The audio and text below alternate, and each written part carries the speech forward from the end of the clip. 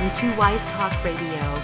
I'm Heather Criswell, and I am so thankful to share this time and space with you here today.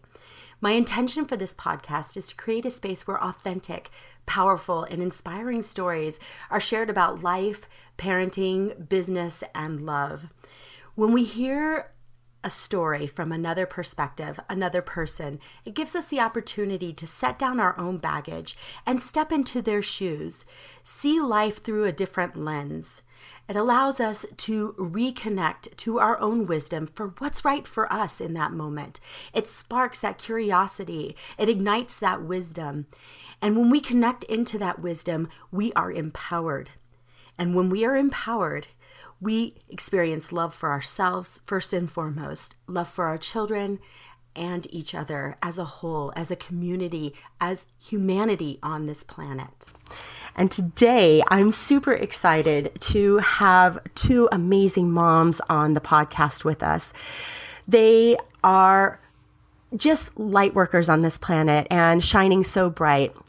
Molly Lawson and Julie Kimmock began Raw Honey Moms. It's the Real Mom Project as a result of 2 difficult years as new moms, and we have all been there. I'm in 5 difficult years of new mom. So the website they created is a collection of stories from moms all over the United States that highlights raw and real moments between the photos you often see on social media. They wanted to create a place of support and encouragement for moms because sometimes a simple me too is all a woman needs to get through the day. So thank you so much, Molly and Julie, for joining us. I am so happy to have you guys here and excited to share your beautiful work out in the world. Oh my gosh. Thank you so much for having us, Heather. We are so excited. Okay, so we're going to start with Julie first. Julie, give us an idea of how you came to Raw Honey Mamas and a little bit of your journey on how you got where you are right now. Well, I am a mom to 2 little girls. I was the crazy one that had 2 under 2, so I was crazy by choice. Everybody always asked me if my second was an accident. She was not. We planned to have her 6 months after my first because Joe was in the military, and we were on our shore duty, which means that he was home a lot and was going to be for a few years. So we wanted to get pregnant. So we had Emily, and my first year as a mom was amazing. I loved her so much. It was so exciting. So when she was 6 months old, we got pregnant with Caroline. That's how much I enjoyed it. And when Caroline came around, Joe was back to Sea Tour. He works on submarines.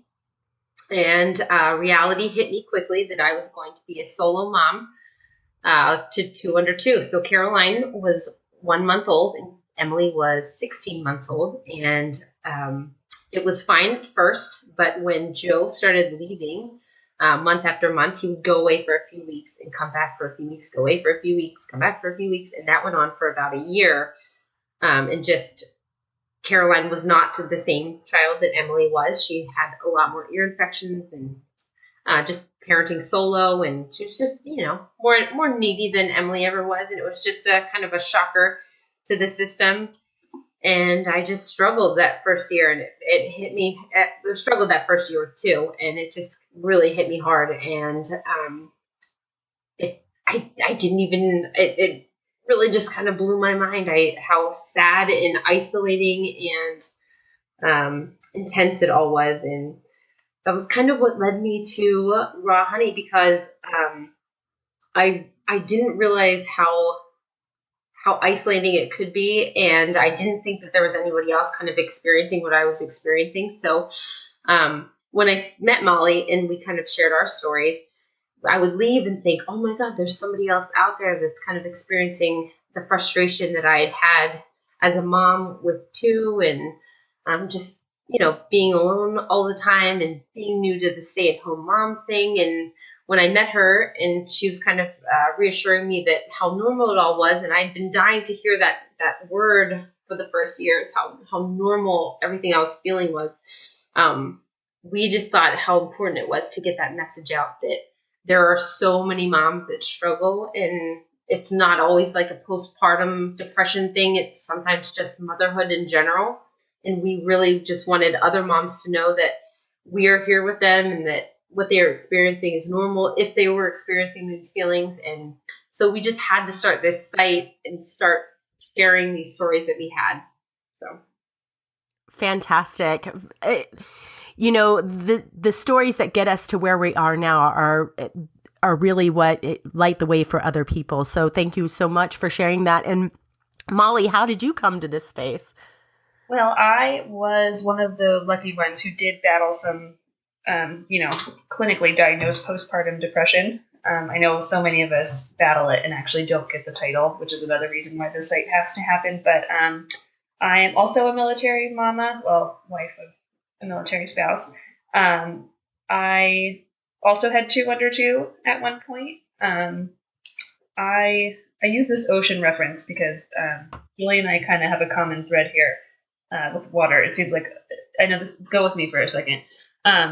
When I was struggling with my postpartum, it was something, one, that I had never envisioned for myself or saw happening to myself. You hear about these things and you think how unfortunate it must be for these moms that have to deal with that.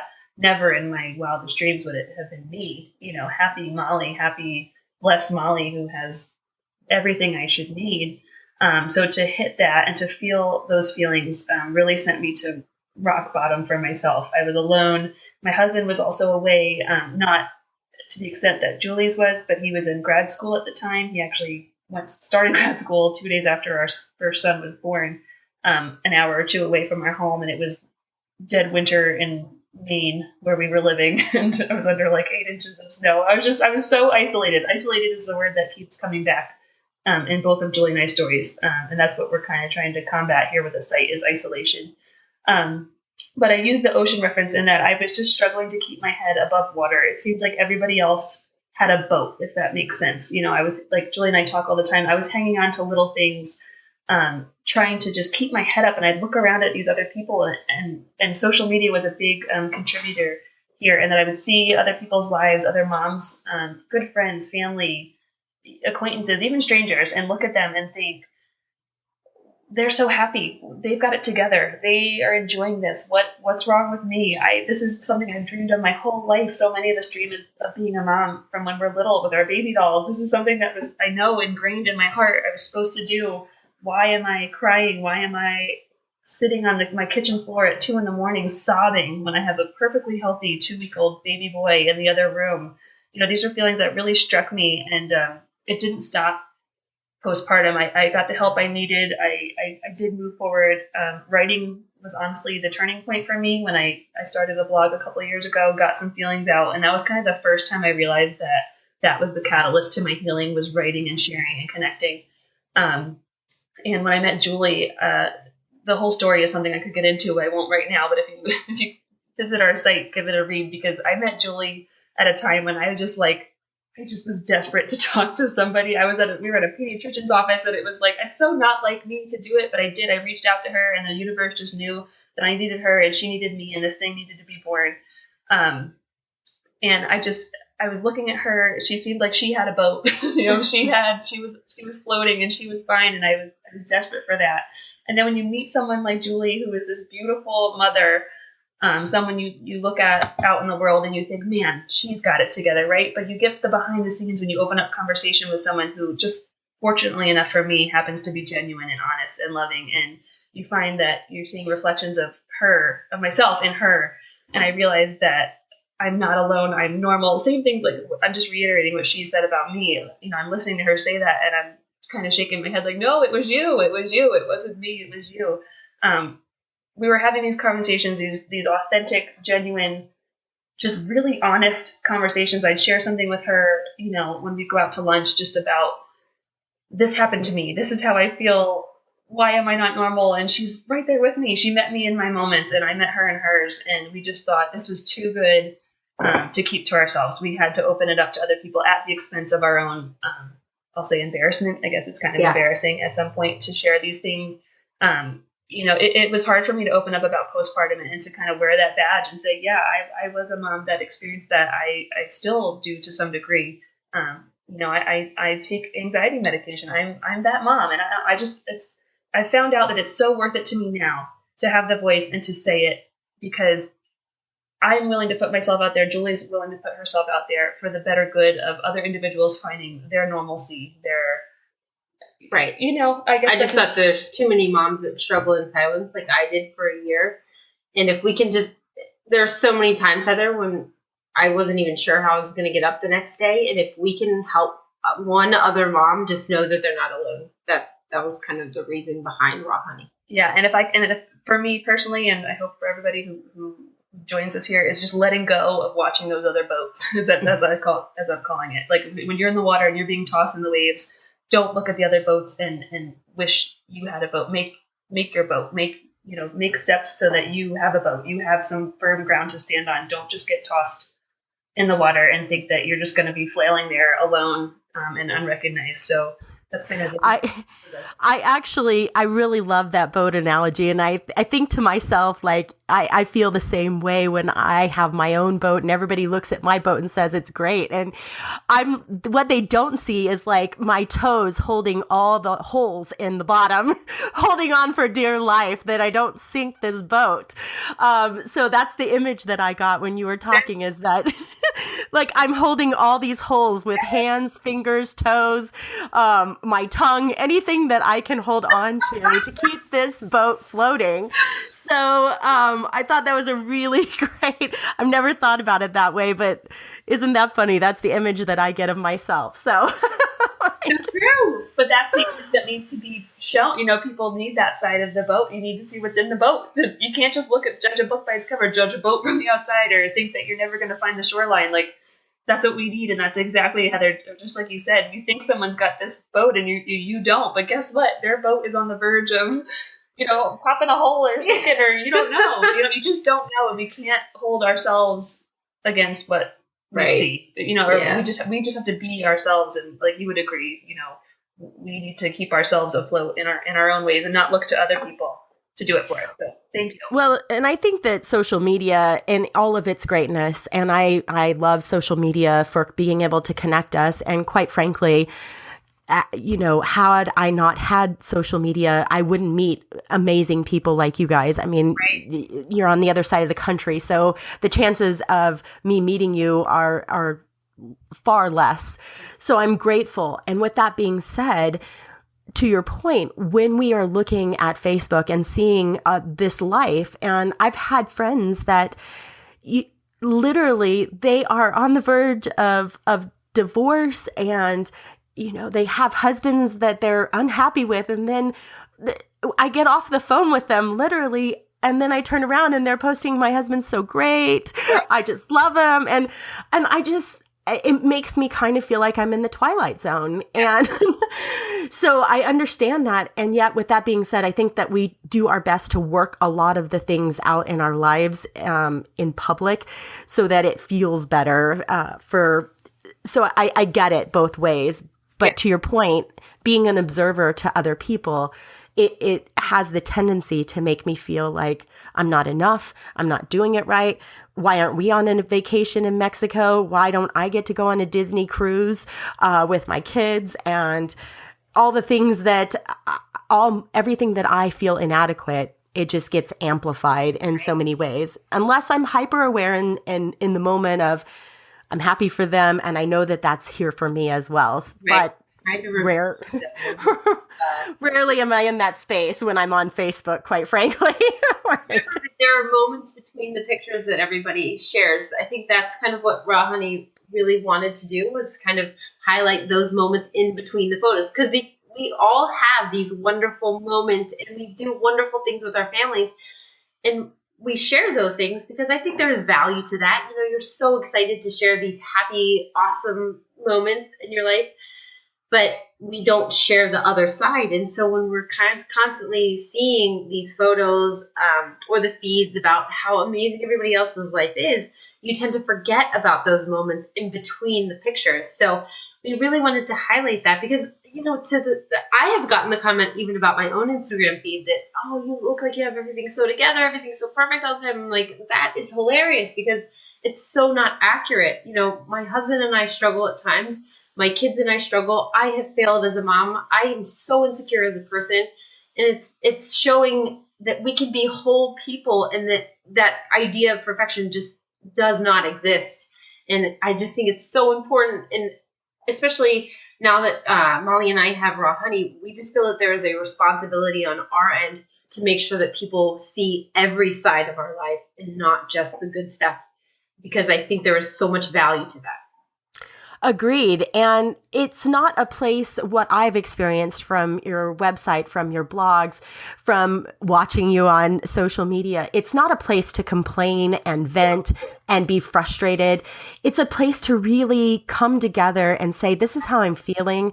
This is how I am working through it. And hopefully you can see yourself in my story and have a different perspective, something that you can really step into without all the judgment, without all of the guilt that we have. Exactly. Step into that space and really experience somebody going through the same thing. And I love that about Molly, your miscarriage post that you did on miscarriage. And when I read it, I really felt exactly that. It wasn't a space of victimization or woe is me or a pity party or however you want to describe it. It was a place of, wow, she experienced that too. And I can see myself through her eyes. And I had those same feelings. And that's okay. We all come out on the other side. It's giving that space for all of us to connect as human beings on this planet in a way that we can see humanity as a whole, that we're not separate from each other, that we're so much more alike than different. And it offers that space for us to really connect into our heart and say, you know what, I am okay. And she's lighting the way for me to see that. So I really appreciated that with your stories, and especially the miscarriage story, because it really hit home for me. You know, we have miscarried 3 times and we've lost 5 babies. We had 2 sets of twins. And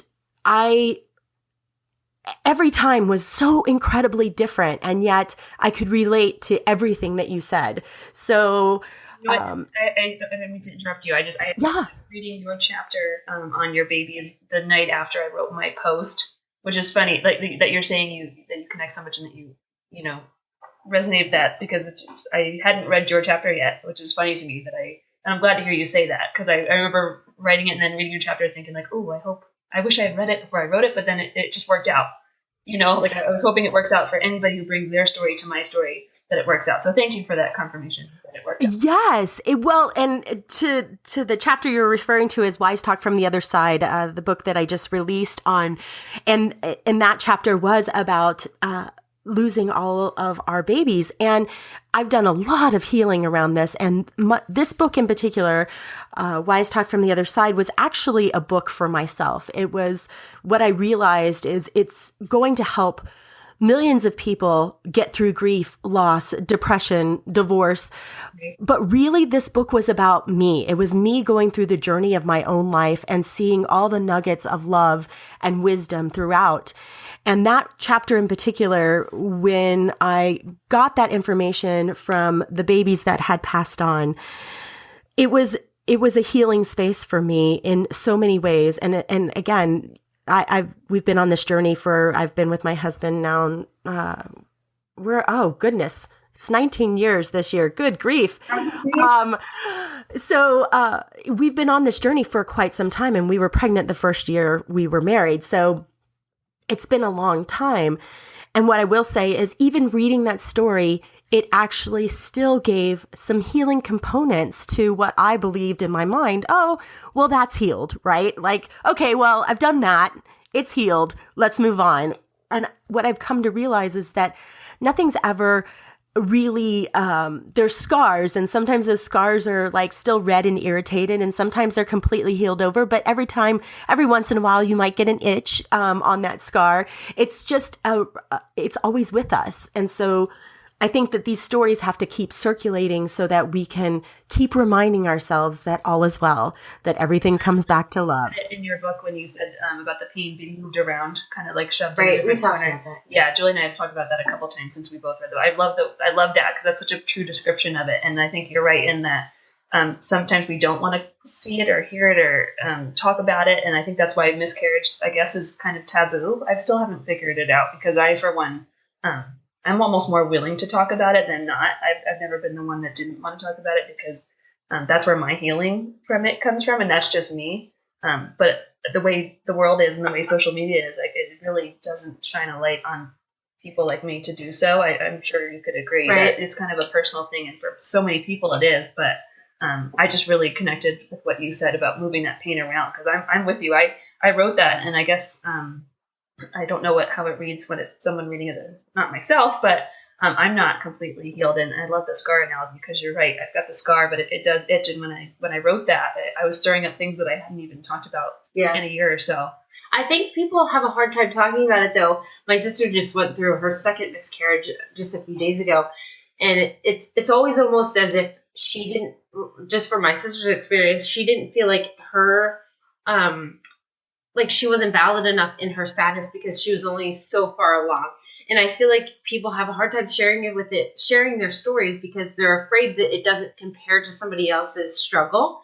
And I feel like that's kind of how every aspect of motherhood can be, is that it seems like I have it all together. You know, my husband makes a decent living and I have a beautiful home and I have a wonderful family. Like, there are no reasons that I should be struggling. So it's hard to share those insecurities because, like, to somebody else, it probably doesn't even hold a candle to somebody else's struggle. So it's hard to talk about because you don't want to offend anybody else, but then it's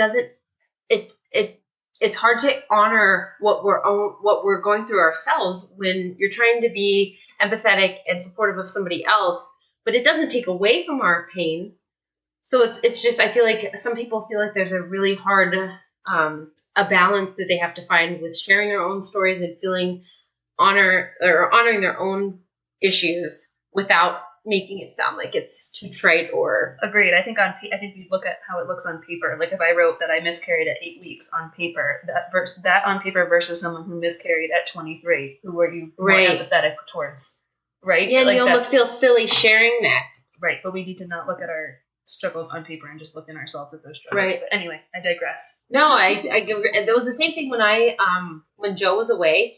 There are so many spouses that are deployed for years, so it was hard for me, for Joe, because he was gone for 2 weeks, and he'd come home for a few weeks, and then he'd go for 3 weeks, and he'd come home for a few weeks. And it's like everybody that had a deployed husband would always say to me, well, at least he's coming home. At least he's coming home. But nobody saw that every time he would come home, there was this moment of adaptation that would have to take place.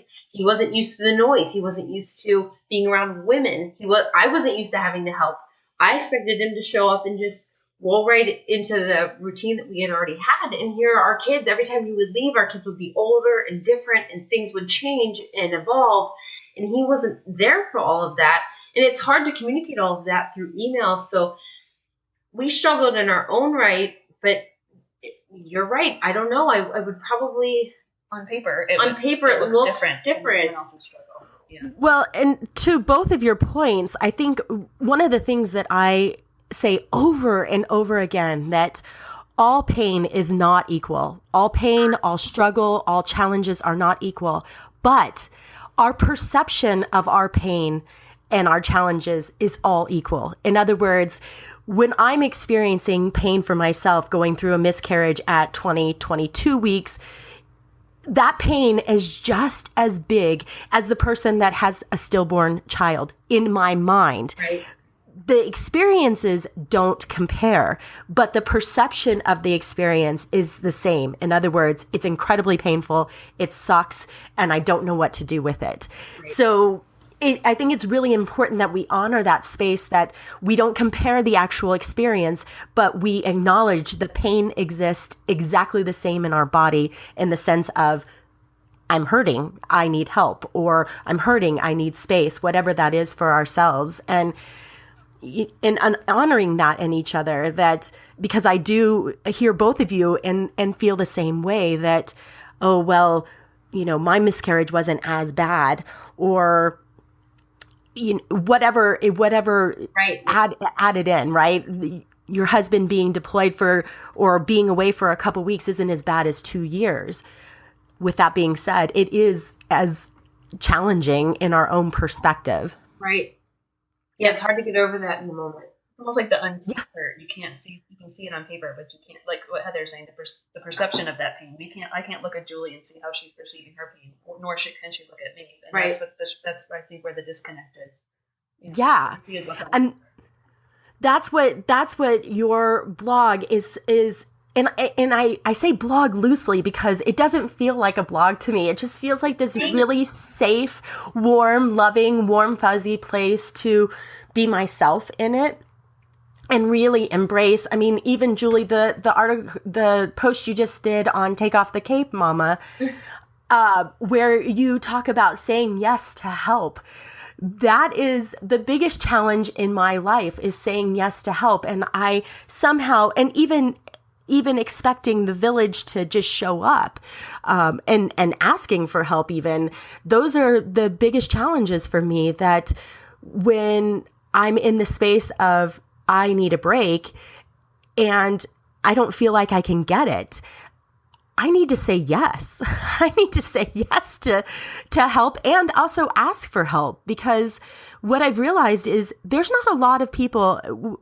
When my husband and I were younger, and I owned my preschool, we used to take some of the kids on the weekend, and we'd say, "Oh, come to our house." And we were like the Kool-Aid house. And they were really like just friends of ours. We had become friends with a lot of my clients that I had at the preschool, just out of friendship. Right. And I'd say, "Hey, you guys, you need a weekend. Let us take your daughter, and we'll take her. We'll have a good time. We'll go to Chuck E. Cheese and do all the things you hate doing." Right. So we would take them. And what I realized, so my anticipation of having a child, I thought, oh, everybody's going to line up to take them. So true. Not too many people line up, but not too many people will say no if you ask for help. And that's the thing. It's in finding that balance, we have to be willing to ask for help when we need it. And we have to be willing to put ourselves out there and say, I need help. And I feel like that's the other aspect of Raw Honey Mamas that we really, really want to stress. And the takeaway that I had from your book, Heather, just finding those wise moments inside of us, and knowing that no matter what challenge we go through, it is up to us to change. And you always kept saying, we have a choice. And that was like the one thing that I kept taking from your book, was that we get to decide what other people's, the things other people do to us, we get to decide what that means for our life. And that was so huge for me in the turning point from when I was at rock bottom to where I am today, was just recognizing that power within, and recognizing that it was my choice, my decision to ask for help or not ask for help, or to take initiative to make myself a priority. Because I feel like so many people become a mom, and they become a mom and they lose who they were prior to that. And that is something I have had to own, because I was one of those moms as well. I lost who Julie was, and I just became a mom. And I had to realize that the power was within me to take myself back, and to say that it is okay if I don't feel like playing cars every second of every day, and that it's okay if I prefer to go for a walk right now than sit at home and watch another kid movie. I have to take ownership of those things and what I want for my life, and the power that is within. And I can't thank you enough for your book, because I just feel like that message isn't out there enough, that we have to take accountability for what we need and who we are as individuals. I couldn't agree with you more. And to your point, when we were talking before the actual show, I had to read my own book this week, because I had exactly that feeling of like, what is going on here? Being a mom, a wife, a good friend, working on a business, an entrepreneur, writing, authoring books, all of it just kind of took a toll on me. And I was talking to my dear friend Taryn, the co-author of How to Raise a Happy Child and Be Happy Too. And she said something really interesting to me. I said, I need to be supported. I don't feel supported. I don't feel like I'm supported by anybody or anything. I'm not supported in anything. And she said, well, what about, how do you support you? And I said, what? And she says, well, how do you support yourself? And again, it's something that we kind of all know, but when it's a question that's asked in that moment, I literally stopped and I said, how am I supporting myself? Well, I stay up till 4 a.m. working because I don't have care for my child during the day at this moment. So I'm literally up from 9 a.m. till 4 a.m. every day. I'm not eating as healthy as I want to because I'm on the go. I'm hurrying. I'm doing my best to facilitate being a great mom, and I'm falling short in every single aspect. I'm falling short in mom, in business, in relationships. I'm falling short. And she said, how do you support you in that? And I really had to take a step back. And this was actually in a text exchange last night. I had to take a step back and say, well, how am I going to support myself? And so for me in this space, my husband, I said, I have this podcast this morning. We had talked about it weeks ago. I said, and he has to go to DMV. And so he says, well, you're going to be done before I go to DMV, right? And I said, don't know.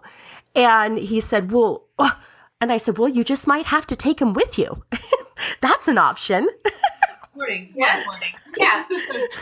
But again, how do I support myself? So I literally had to practice this morning. How do I support myself in this? What do I need? And it comes to the guiding question, right? What am I wanting? Right. I'm wanting to do this podcast.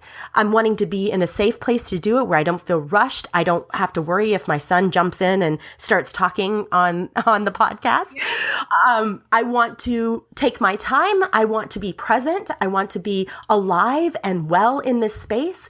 And that requires me to not be on a timeline. And gratefully, it's Saturday and you're not on a timeline either. So, yeah, and I got angry in the space, and then I went back downstairs and I said, we are both working really hard to create a business that will sustain us outside of you having to work. So we need to work together and come as a united force. And I need to be in a good space for this podcast. So I need to know that we're clear. Are we clear? Are we good? We're still in a good space. And he's like, yes, I made a mistake. Let's move forward. And that was that. Right. So, but I think that conversation took place because I owned that I needed to support myself. It wasn't about him in the space taking care of me or taking care of our son, because I always am like, you're not babysitting him. He's your son. And how many times, Heather, do you just feel like, I feel like so many women would have that exchange and then leave the exchange feeling so guilty about that. And our husbands and spouses do it all the time where they're just like, okay, this is what I need. And because their jobs are a little bit more concrete, it's hard for them to maybe understand our side of it. But we have to have the confidence within ourselves to know what our passions are, to say, no, this is important to me and I'm going to do it.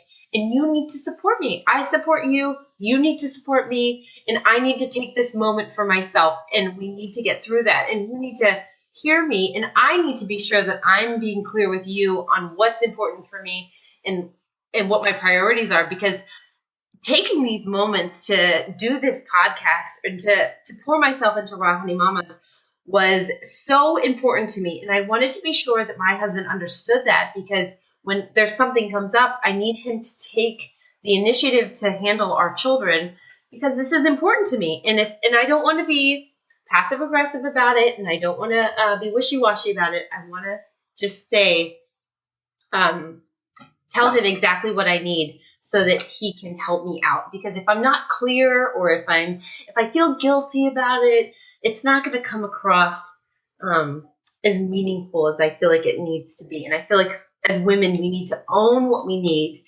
sometimes and just honor that and feel good about it. And if they have a problem with that, that's kind of on them to deal with, because we're doing it all the time. I do it all the time for my husband, that I step up and kind of take the initiative with the children. But I'm letting you know that today is my day and I need you to support me in that. Absolutely. And again, holding space that when we energetically come to that space, clear on how I need to support myself in this moment, then we have a clarity of energy that there's no ambivalence, right? It's like when your kid says, Mama, can I watch TV? And you're like, ugh. Yeah. And there's this moment of, do I let him? Do I not? Is it good? Is it bad? Versus TV's off right now. We're going to find something else to do. What would you like to do? It's a very clear guideline boundary, if you will. People use different words, but for me, it's clarity in what I'm wanting in that moment, and how can we work together in cooperation to make this happen? Where I'm not compromising part of who I am, you're not compromising who you are. Right. How do we come together and create that connection together of cooperation? And I mean, that's a big word in our house. Even my son the other day, he said to my husband in all his greatness and wisdom, "You're not cooperating very well with mommy." So, you're not cooperating very well. So that's a big word. That's a big word. So I want to touch on too where you guys on the blog, where you have the space of having a self-awareness journey for moms that you guys created. I wanted to touch bases on that a little bit and find out what your intention was and how can people go to that space and experience love for themselves when we feel like we're in turmoil or challenges or maybe feel isolated or alone. Well, the idea behind that, I sat down with Molly one day and was I just was trying to put to paper what exactly I had been through, because last year I really hit rock bottom, and there was a turning point, and I really wanted to speak to that turning point and then the steps that I had taken from that moment on, and it all centered around self-awareness and taking a really hard look in the mirror and what happened.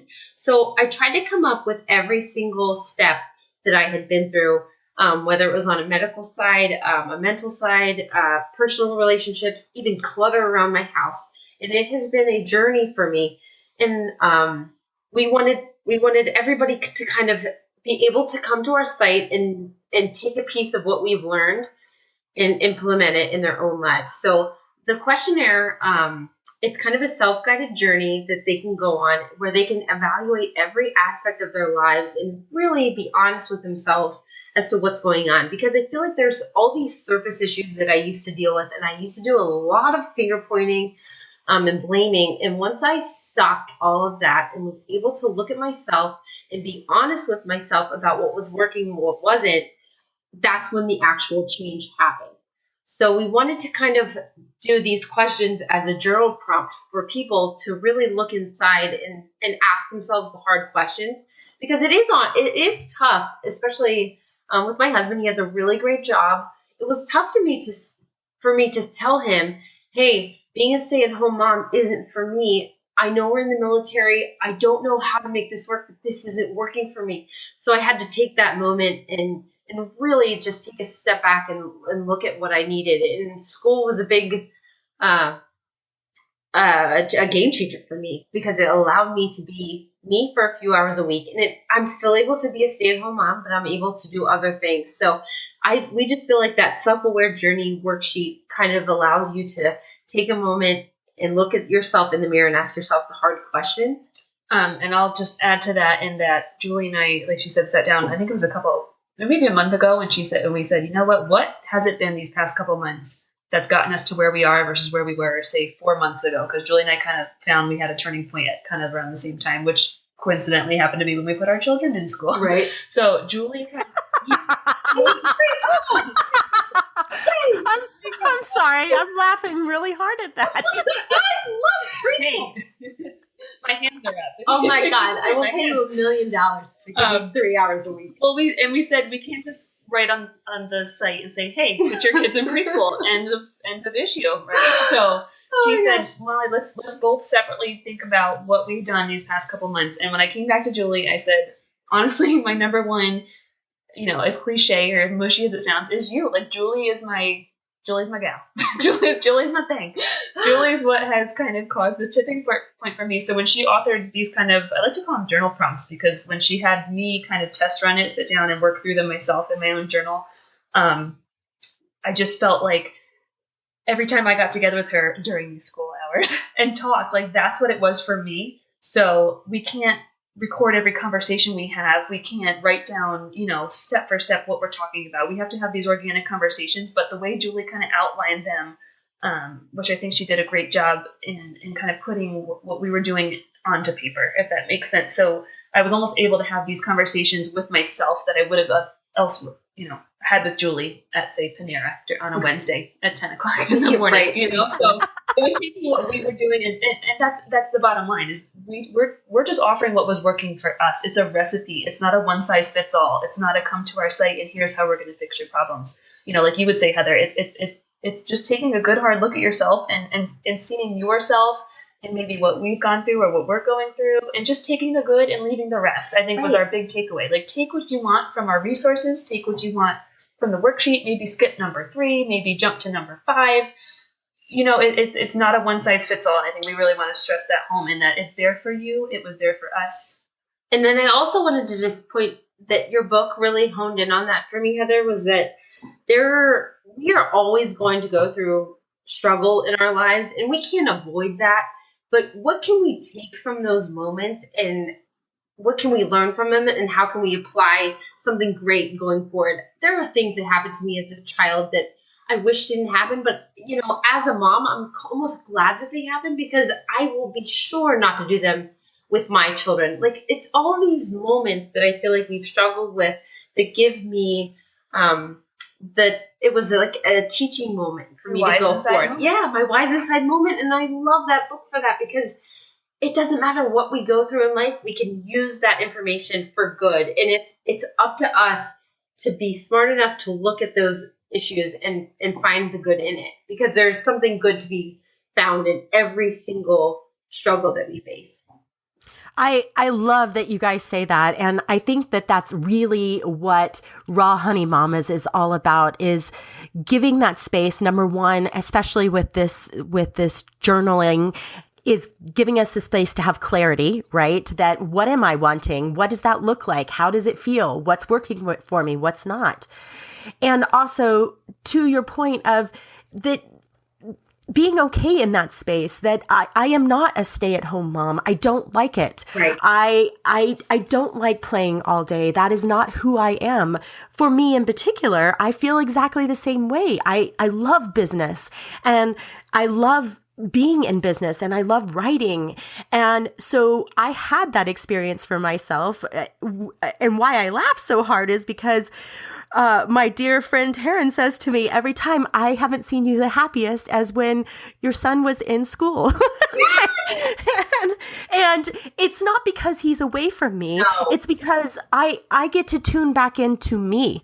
Right. I get to be 100% me in that space of, what am I wanting? What feels good to me? What do I want to write? What do I want to say to the world? And when we are able to have that, we actually become better moms, I believe, that because, and however that looks, whether it is your child goes to school or goes to a friend's house, or you just love being at home with your child, whatever fills your cup, that stick with that. I have a friend that she says, my whole reasoning for this time of my life was to be here for my children. Great. If you're happy and you're in love and you are feeling great in that space, that's awesome. For those of us that don't feel great in that space, that's okay too. Exactly. And it's never owning that. Exactly. Owning it. Yeah. So, I mean, when we have, and I think with Raw Honey Mamas, again, back to the challenges we experience in life as far as lessons are concerned, had you both not gone through what you have been through in your lives, this site, this journal, this blog would not exist. And I believe it's going to be a really big thing for a lot of people on this planet and serve millions of people. So I always look back on the challenges of my life and I think to myself, when I lost every family member in a short amount of time, mom, dad, grandparents, babies, dogs, when I lost everybody, there was a time in my life where I said, this is kind of for the birds, for real. Like, this is not fun. I don't like this life. And yet there is a jewel in the mud. And if my experience helps just one other person go through that experience and see it differently, experience it differently, own it differently, then it was all worth it. Right. Everything was worth it. I wouldn't change a thing and because that's what drives me too. Like, yeah, it cannot all be for naught. Everything that I've gone through I can't just waste it on what just my experience. I have to like take it and use it, because otherwise it was for nothing, and I can't let it be for nothing. I know right. It's for a reason. I always listen to what you say about how just being born is the gift and the purpose, and what we do with that is what makes us unique and special. So I don't know. I really don't feel like I'm anybody special, but I feel like just being honest about what our experiences are huge for maybe somebody else that's struggling. Absolutely. And we come together as a humanity. It's not just moms. We've been focused on moms, but there are dads out there that are looking for help. Right. And I think that your site can provide that for dads as well, to even, if anything, understand what a mom is going through. Because when we understand each other and we have the space where we can see each other in a different light, we actually experience different experiences together. It shifts things in a way where, if I'm feeling like he's not supporting me, and he says, well, I don't feel supported either. I'm like, really? Like, I feel like I support you. I feel like you have dinner on the table and your clothes are clean and your child is taken care of and money is circulating. I feel that's pretty supportive, but his support is different than that. And people talk about love languages and all of that as well. So it's labeled in different ways, but support is different for everybody. And when we can connect in that space where we understand each other, we're gentle with each other. We're not so angry and upset and frustrated. Being willing to listen. Somebody said the other day about how we all listen to and we wait for our chance to respond rather than listening to understand.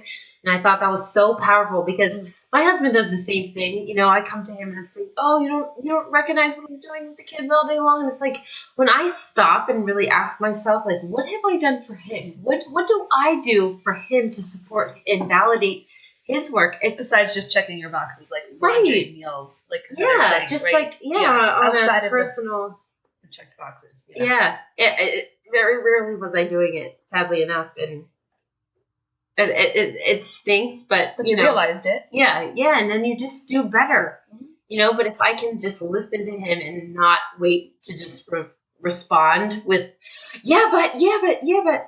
And just listen to him. Do you want to hear what happened here today? Yeah, how often do we do that? Oh my goodness. So. Yeah, and I think it stems also too, for me in particular, I can only speak from my experience, that my cup is so empty 90% of the time that I can't even muster up a thanks for working really hard today to support us. Like, I can't even muster up that sentence because there's a part of me that is just so depleted. And I did a podcast with Sarah McLaughlin. She is a family therapist, and she said something really amazing to me, and I'll never forget it. We talk about filling our cups up and, put your oxygen mask on first. But what she said was really powerful. She said, physically keep your car's gas tank full. And I said, what does that do for us? I mean, great. So I always have a full tank. She said, it's actually teaching you personally too, to always have a full tank, to never really let yourself get so far down, because I do that. I'm like, I'm so depleted. And then I say, okay, if I just go get a pedicure, I'll feel better. And I do for an hour. Right. And then I'm back to square one. I'm like, well, wait, that wasn't enough. Yep. And so now I've gotten into the space where a pedicure is not enough. A day away is not enough. Now I need a 2-week retreat with some, holy women to get back into my zone. Right. And So it's really important that we realize that we need to keep filling up, even though we might have 3/4 of a tank. And so then we can give that space to our husbands, to our children, and saying, as simple as our kids walking by, gosh, I'm so glad you're in my life. I'm so glad you're here. And then I love you. else happens. You parent better. You're patient. You can like a give trickling more. effect. It is. Oh my goodness. It trickles. It sounds so selfish to take care of yourself first, but it's really not. Like the benefits they're just ongoing. My husband, like even in the last few months, says all the time how different I am and how different I am. And the whole family is different because of me, because of the energy that I bring, because I take the time now to invest in myself. And I remember who Julie was as a person before she was a mom. And even if the kids I don't play with them as much day to day, but it's, before I would have played with them and been so angry and like, oh, I'm so bored and this is frustrating, rather than taking a moment for me and then really being invested in those moments that I do spend with them. And it's so much more beneficial than me just committing to them every second of every day, because the energy that I would bring, even though I was doing stuff with them, was never good. I think when we had talked offline about that, it felt so refreshing to hear that, because and I've owned a preschool. I've worked with thousands of children, and I think my capacity is up. I've been for 25 years working with kids, and, unfortunately my son came on the tail end of that, and I do not want to play one more game of Candyland, or I don't want to do building blocks. He brought out his train set last night, and I couldn't even figure out how to put the bridge together. And my husband's looking at me. He's like, really? I said, yes, really. I don't have the mental capacity to do this right now. So, it's refreshing to hear that that's okay, and that it's enough for me to wake up with my son and cuddle with him and tell him how great he is, and put him to bed at night and say, how was your day? What felt good about today? And have those special little moments that are specific to us.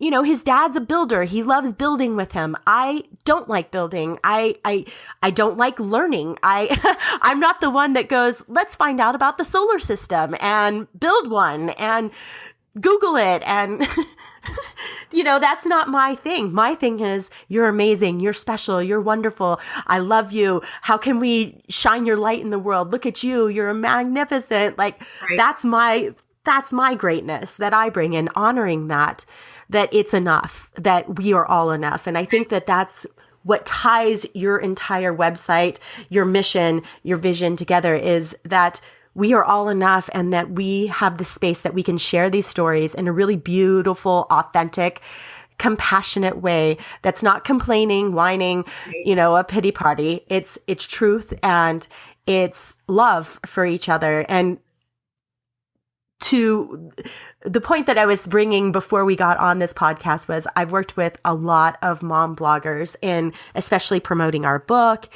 And there is a secret sauce that you guys have. And if I can encourage anybody to go to your website and really feel the energy of that site. You two have magic together, and it's a secret sauce that you can actually tangibly feel when you read and see your pictures.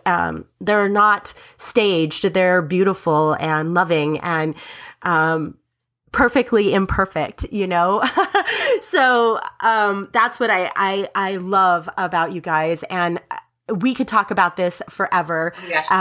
And there will be a lot more turns to talk about this over time. I definitely will be with you guys in spirit and following you around. How can people find you guys on the website, through social media? How can everybody find to connect in with you? Well, they can follow us on Facebook at rawhoneymamas.com. They can also go to our Instagram page, which is also rawhoneymamas. And then, I'm sorry, here I'm saying .com. Facebook, Raw Honey Mamas. Also Instagram, Raw Honey Mamas. And then if you go to our website, which is rawhoneymamas.com, you can just subscribe to us, and that way you won't miss any of the stories from Molly, myself, We have, 6 contributing authors at this point in time, different moms. Always looking for more. Always looking for more. There's a link there on the site to get to the contributing authors, but if you just want to email us directly, it is therealmomproject@rawhoneymamas.com. That is a direct link to our email, and Julie and I check that frequently. And we have resources up there. We have our stories. If you want to help write for us and get something off your chest, we would love that. Yeah, it's your space. There's so much we're doing. If you're in the local area, we're trying to do more women circles.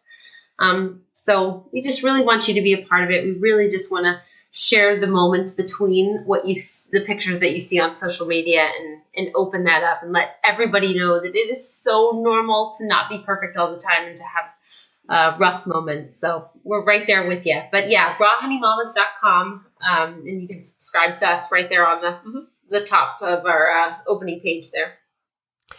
The great thing that you guys offer is that contributing authors don't have to be an author, if you will, as far as, somebody that has a following. It can be any person that wants to share their story in a beautiful way that is cohesive and amplifies what you're doing in this space. So I think that that's really a gift for us to be able to share our stories. Anybody can share their story, as long, of course, it's within the guidelines of what you're doing with Raw Honey Mamas, of course, but that we all can have a voice. And I love that because we all have something to say, and it may show up in a book, authoring books like I do, or it may show up in a blog. It may show up in a conversation with your friend, but all those conversations have meaning and purpose. And when we share them, it just gets brighter and brighter on this planet. And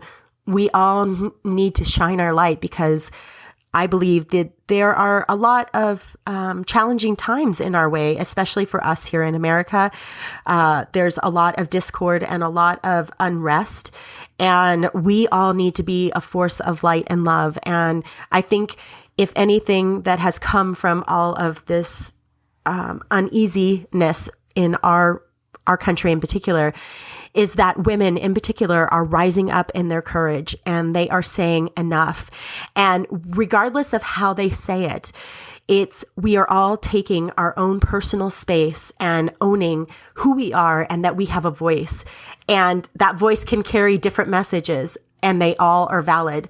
But it really is giving us, in all of this darkness, I always look to see the light. And the light is that so many women are coming up in their courage and standing up and saying, this is what I have to say about it. And that is beautiful. Absolutely beautiful. I love it. That's all we can do right now, Exactly. And that's what you guys are offering with this website. So I'm so thankful. And, I don't think we actually told the story of how we met, but just to give the listeners a little bit of a backstory, Julie had a email sent to me from after reading How to Raise a Happy Child and Be Happy Too. And it was a time where I literally was exhausted and tired, and I had just finished my second book and was feeling depleted, not really interested in creating, and feeling like kind of in a black hole of, I'm just exhausted, really, exhaustion was the word. And when I received her email, it just lit me back up and made me feel like, oh, what I'm doing matters. Oh, it actually impacted somebody. And then I was able to connect with Molly in that space of, oh, this actually matters. Okay, good. I'm actually making a difference. I'm actually doing something on this planet. And, I think being an entrepreneur behind a computer and a screen, it's isolating space. And so I thank you, Julie, for reaching out and really giving me the pat on the back that I needed in that space, and listening to your heart to share your experience with me. And I think that if we all do that as moms, as women, as people on this planet, when we just kind of give somebody a attaboy, like somebody even in the grocery store, thanks so much for bagging my groceries. Thanks so much. No, I couldn't agree more, Heather. When I read your book, I said, I have to contact this woman. She is fantastic.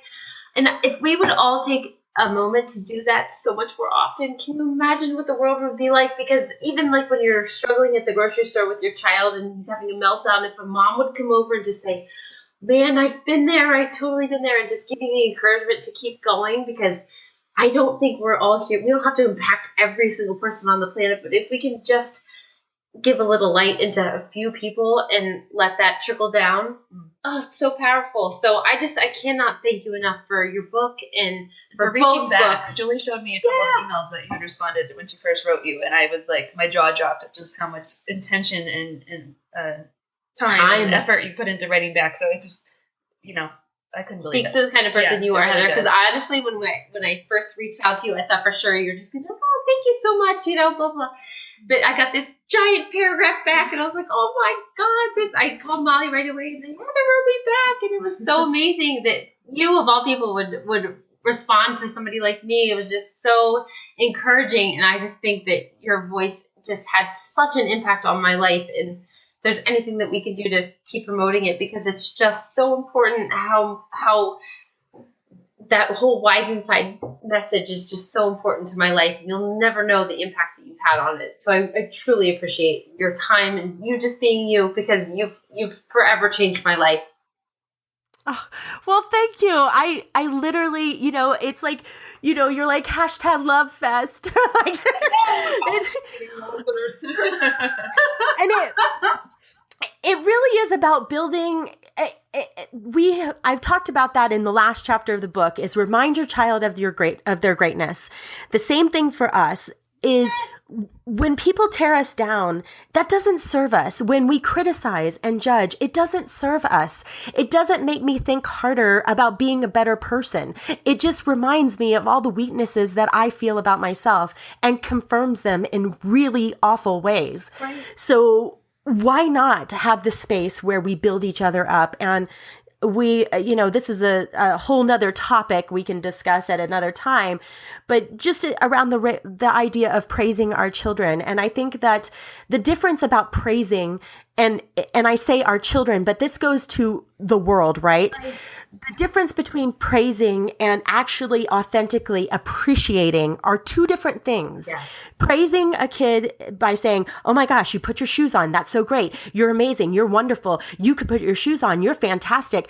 There's this energy behind it where we're like, thank God he just put his shoes on so he could get out the door, right. Right? Rather than the effort or just being there and, yeah. And here's the difference between the praise versus appreciation is, thank you so much for putting your shoes on. You really don't understand how much that helps, Mom, so that we can get out the door. I really appreciate that about you. You are helping me in so many ways. It's different, right? And as moms, as friends, as family, when we stand in that space of, I really appreciate you, where we had a moment where I appreciated your email, I appreciate your book, we all feel better. Right. Like, versus, well, you didn't get back to me on your email until a week later. And, brought in all the stuff that just doesn't feel good. So if I can leave any space that, let's build each other up. Let's be a community of love and light and unite together as humanity, because we need it now more than ever. We need this more than ever. Yeah. So thank you guys so much for joining me and joining us. And we're going to do this again. We could do a little Raw Honey Mama series. So we'll do this together soon. And I wish you all the best with everything that you are doing, because it's just magical. Thank you so much, Heather. Thank you, Heather. It means so much to us, really. All right, everybody, take care. And remember, if you need to find anything else about Wise Inside, we are always at wiseinside.com, that we are here to support you and love you through your journey and offer you anything that can help build you up and remind you of your greatness, because you matter and you're here on purpose and you are so valued and so loved. Thanks so much.